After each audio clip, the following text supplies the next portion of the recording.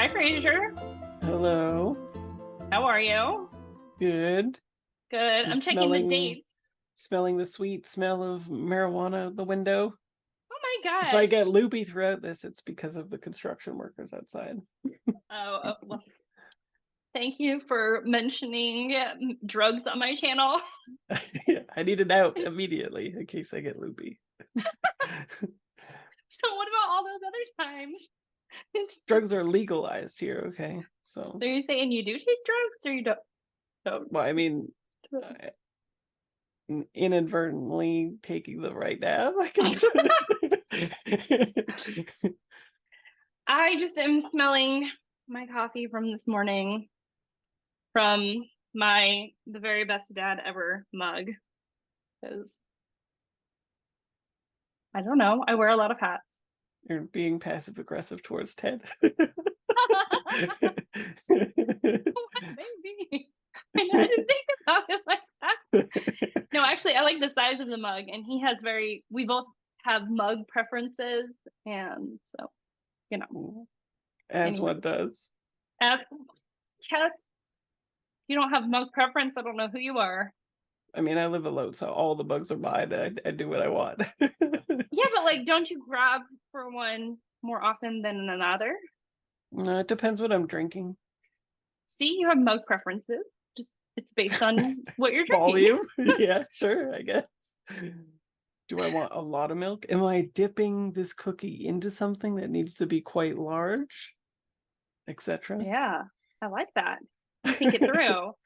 Mine is Yeah. like, I need something large and in charge to fit all the coffee I want. And Ted likes things that are small and dainty. Just, yeah, yeah. How people be. Okay, well, after that, if we haven't lost all of you at this point, Yep. we are We're here talking about back. our tops today. We did The not books come up with a we thing like. I again. know, actually, I was just, The cookies oh and the tookies. my God. Yep. Yeah. Oh no, what is I don't know. You know what? It's fine. We've I already plucked the low-hanging fruit. It's much more difficult now. Yeah, I guess so. Yeah. All right. Well, The sweet and the sour volume two. okay. So we'll start with the sweet. Well, I mean, I was gonna do something off of like non-classics, like contemporary only, because we don't have any classic books. So are we gonna start about with the book that you thought about the most? Sure. I'm gonna guess You'll start? V for Vendetta for you. For me, Yeah, the book you thought no. about the most. Okay. Nothing to see Oh, here by Kevin yeah, Wilson. read that. Yeah. This is such a weird book. That's why I think I thought about it the most. It's about a woman who, like, when she was younger, her mother was just not a very nice person, but for whatever reason, scrounged up enough money, and I think she got like a scholarship to go to like a Ivy League prep school type situation. But she didn't last very long. She made a very good friend. She's queer and obviously had feelings for this friend, whether she realized it at the time or not, for being like above and beyond friendship. But Hmm. the friend does something I can't remember, and then due to the circumstances around that, she gets kicked out of school because of what the friend did. And now, a decade later, something like that, quite a while later, she's pretty like down on her luck and doesn't have like a very good job. She lives with her mom still, and this friend is like has realized her glow up. Basically, she's married to like a senator and lives in like a mansion and stuff like that, and offers her a job nannying these two kids, which is all very normal at the moment, except for these kids can blow up. They can light on fire. They're combustible children. And that's where the surrealism comes in. But No they can kidding. literally, yeah, like, yeah, human combustion, whatever it's called. What's the term for that? Like human, I don't know, whatever. The Human combustion? X-Files I had don't it. know. Yeah, I didn't watch the X-Files. I've only seen like there's an two X-Files episodes. thing where this happens. Yeah, but anyway, so there's this really weird dynamic where would say like the primary aspects of this is like a character study on her, as well as it just being like really endearing towards all of the characters. And it's like got good queer representation. It's not like her whole identity, it's just an aspect of her. And yeah, the dynamics are just so interesting, and how she deals with these kids and how the parents deal with them and why they might combust as to when they might not and stuff.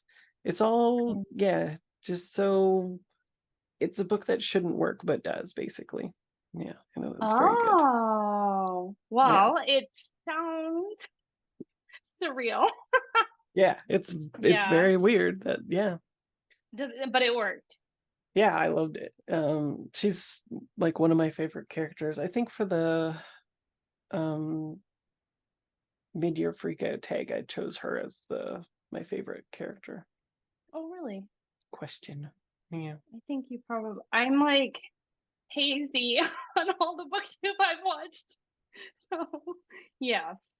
So, Mm-hmm. the book I thought about the most. It also has a really good character. Yeah. What's that? The other Boleyn girl. Oh. Yeah. This was great. Actually, I think this probably surprised me the most. It's a chunkster, not a short book. It's like over 500 pages, I think. Um, it's like 650 pages. Didn't realize. But Wow. anyways, this follows the other Boleyn girl is Anne Boleyn, the famous, the infamous Anne Boleyn. It's her sister, Anne Boleyn, who she should really watch her neck a bit more. But yeah, this is about her sister who it is rumored that has had really, I think in actual history she might have had relations with the king before Anne did. Like she had a relationship with him, but it was Anne who ended up getting things to change, she had more to it. That's what was implied in Wolf Hall. Yes, yeah, that's true. But sometimes the history is like you're not really there's it's hazy, okay? But yeah, so I don't know, but what was great about it was that it is it has some spice to it. It is not for the faint of heart, but all the characters are fantastic. Like all the characters are great. Like she can write.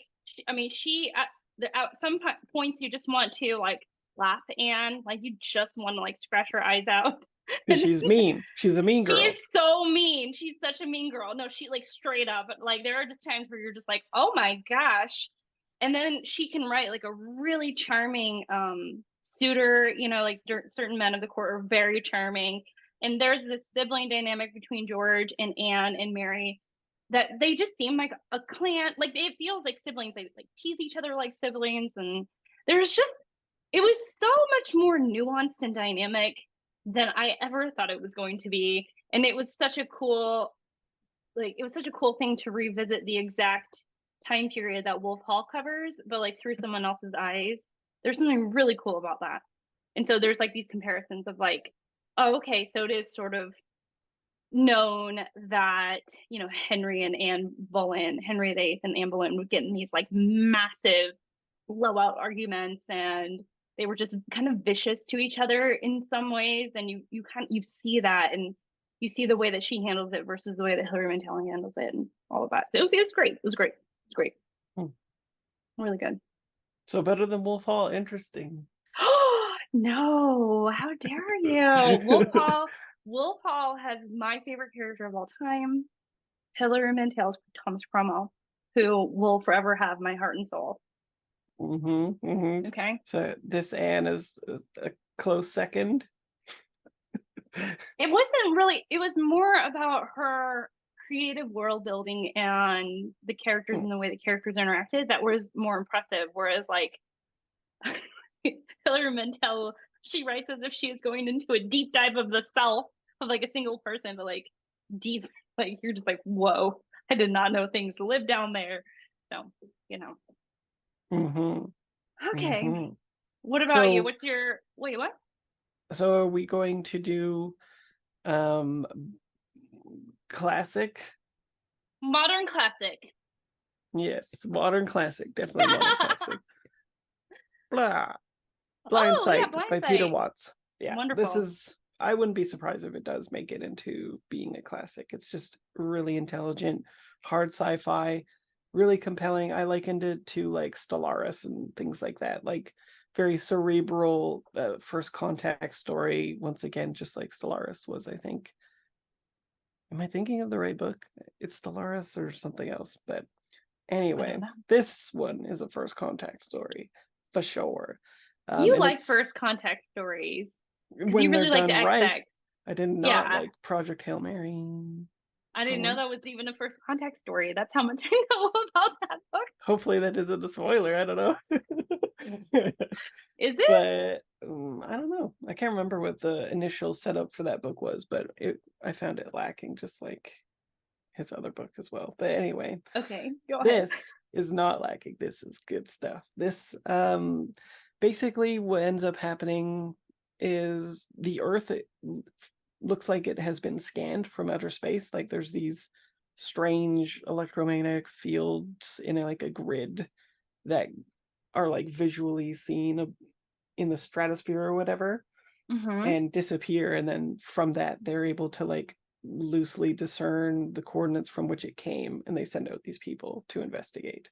But it's like a what's it called, like almost like a generation ship. They have to go to sleep in order to get there because it's Oh, so far away, and sure. it's transhuman for sure. Like there's no sort of like normal person on board, and the protagonist is an unreliable narrator ish, more like he comes to interesting conclusions about things that the reader would know is different than what they would include. It's not like specifically trying to be unreliable, but Ah, he has a strange backstory where when he was a child, he was like lobotomized because he had a disease.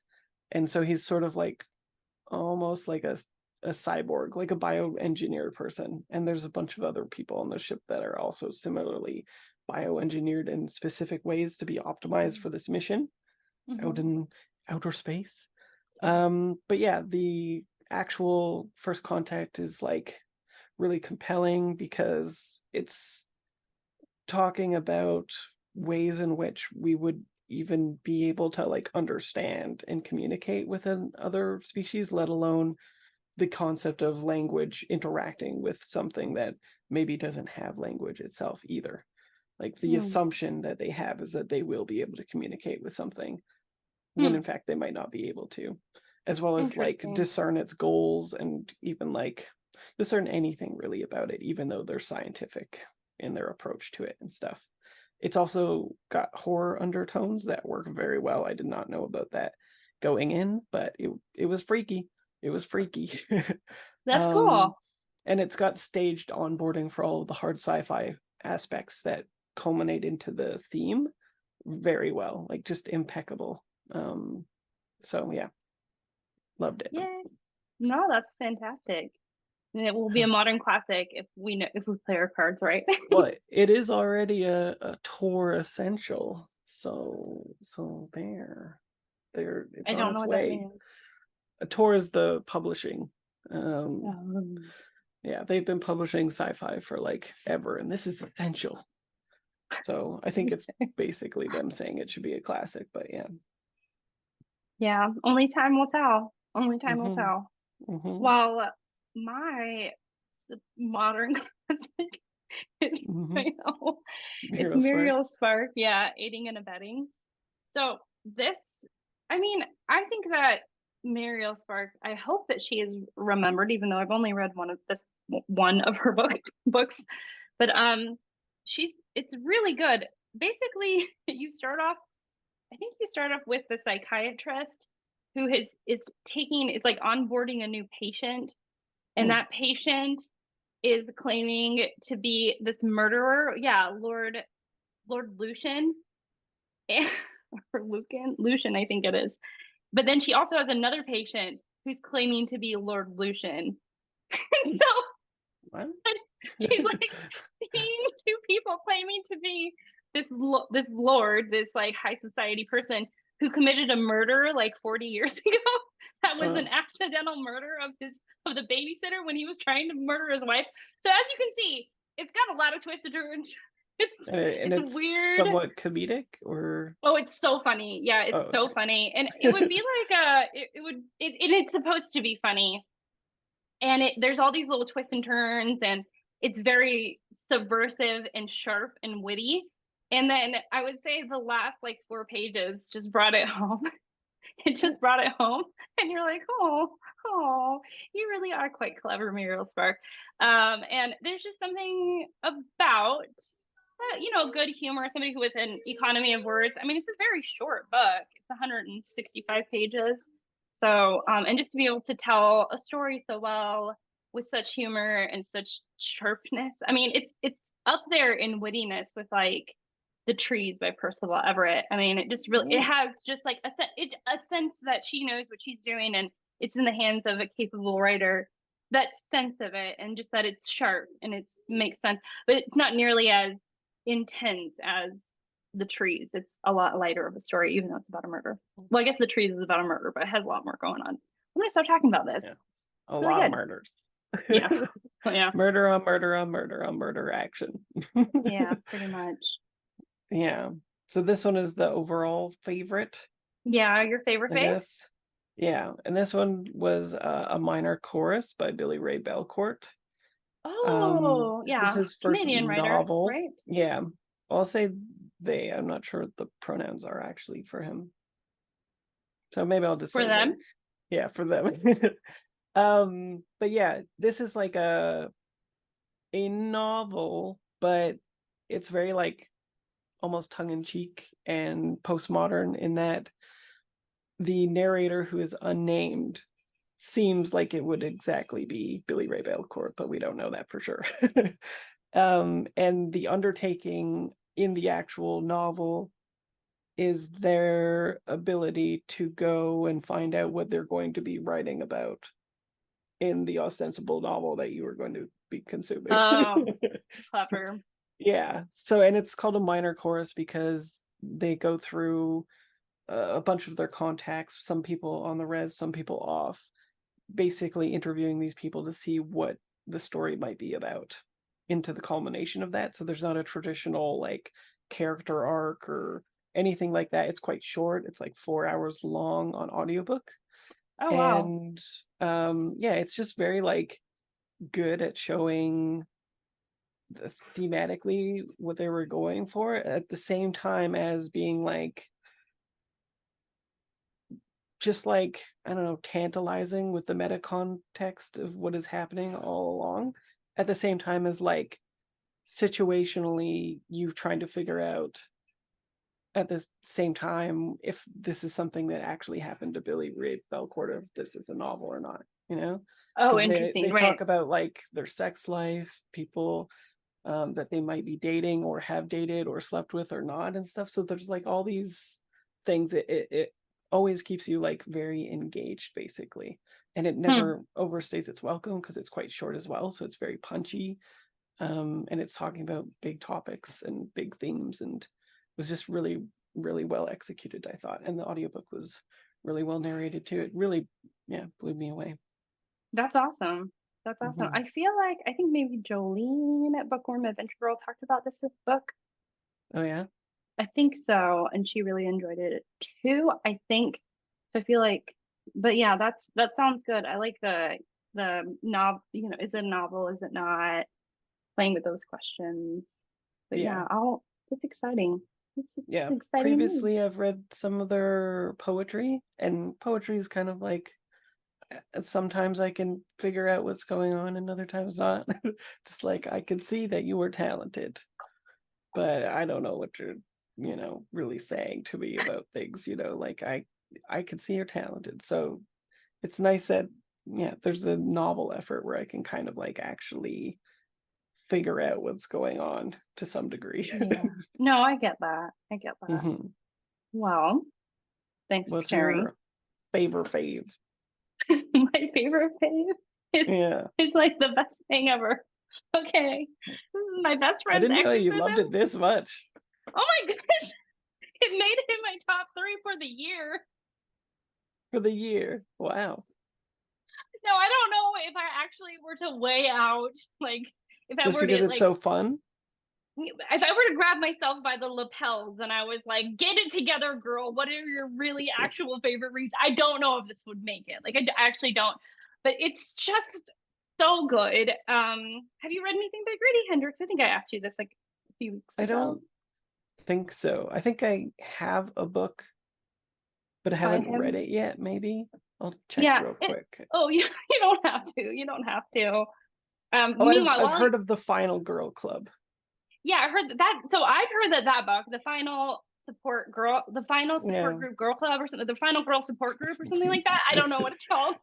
Yeah. But I heard that this is better. This is better. And then he has the book How to Sell a Haunted House, which is brand new, and the Southern Book Club's Guide to Slaying Vampires is another one of his. I've read that and I gave it 3 stars. It was okay. Okay, that's fine. But yeah, there's just something about this that it's about two best friends, Abby and Gretchen, and over the course of a single night, something happens to Gretchen, and you're like, it did what happened, you know? And everybody is sort of like, she's fine. Maybe she just turned into a mean girl. Maybe like all this stuff happens. And Abby, who is her best friend, which of course at the beginning of the novel, what really got me is they were like, Abby and Gretchen were the kind of best friends that sat around defining what best friend meant. And they like had nuances of who's a best friend versus who's just a regular best friend. You know, like it's just like this very, it's like the thing that you do when you're 12 and you're sitting around with your best friend and you're like, oh, is she your best friend or is she your second best friend? Is that your third best friend? It's just got a lot of nods to female friendship, and it is just like everything you would sort of expect from an Exorcist book or like an Exorcist story. That's what you get from here. Like there's not anything surprising, but it's just so good. Like somebody is possessed, and are they possessed and are they not possessed? And like you're kind of like trying to figure that out. And of course, there's always someone who's like, she's totally possessed because she wouldn't be doing that, and everybody else doesn't believe them. It's very that. Have Very some much of this like water that was maybe consecrated or not. Yeah. Like it has like everything you could possibly want from that kind of thing. It has it. So in some ways you know exactly what you're getting, but it was just so fun. It was so fun. I mean, it was just great. It's just putting so the good. fun back in exorcisms. It is, yeah, but I would say that it's 100% fans of like the brand new like Stephen King movies or the what is it? The what is it called? That show that nods to the 80s that's kind of scary that everybody loves. Oh, Riverdale? No, with 11, the girl's name is 11. Stranger Things. Stranger Things, yeah, like it's very much like that. It's got, and I would say it's more Stranger Things vibes than even like the new It, but it kind of has that same sort of, it has that same undertone of like friendship and 80s romp, like just weird wildness. Kids on bikes, and you know, they're like talking about watching Colleen McCullough's The Thornbirds on television and saying whether it was a sin or not to have a crush on a priest. You know, it's like, it's very that, but it's so, I mean, it was just so cute. It was just so good. And there's just something I really loved about it. It was just great. It was great. We're watching Obviously. Thornbirds instead of Dallas. Weird. But I'm sure that they even reference like watching Dallas, and like it's all like one of the opening scenes is like Abby has an ET themed birthday party. You know, and you're like, oh my gosh, what a nerd! Love it so much. I know, and then you know, like nobody comes to her birthday party. You know, why? And Weird. except for Gretchen, and then she's like, well, I came because you invited me first. And she was like, yeah, I did invite you first. I invited the whole class first, but everyone went to the cooler birthday party rather than my birthday party because it was cooler. But you know how it really goes. You're invited first, that's the one you go to. You know, like it was just like, it makes sense in like the mind of a young person, and it was great. It was great. So is it a YA book then? No. YAs and it's not written. Handle it. If you're young, don't read this. Disclaimer. I think that there are explicit references. There are explicit references to drugs, and there might be some explicit references to sex, but like they're straight up like are talking about not just what's outside your windows, but like dropping acid, and yeah. So it's, I mean, I would say like if you're a very mature teen that could just take it at surface level and not like be digging in and stuff, then it would, it would just depend on who you are. But like, this is not written for teens. And then there's like swearing and stuff, but it's set in, for high school. It's set in high school, and so you could be like it. I'm sure there are kids in high school that read Grady Hendrix.